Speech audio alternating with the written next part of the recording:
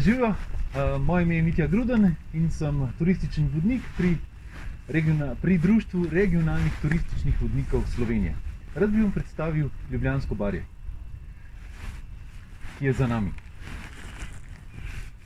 To je ravnica, ki je nastala pred približno 2 milijonoma let in obsega kakšnih 160 kvadratnih kilometrov, s tem, da 150 kvadratnih kilometrov je zaščitenega, tako da spada pod krajinski park Ljubljansko barje.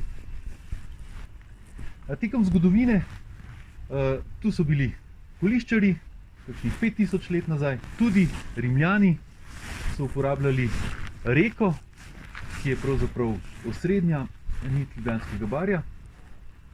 To je reka Ljubljanica, Rimljani 2000 let nazaj in potem kasneje še druga ljudstva do 18. stoletja Marija Terezija in 19. stoletja Franca Jožefa I.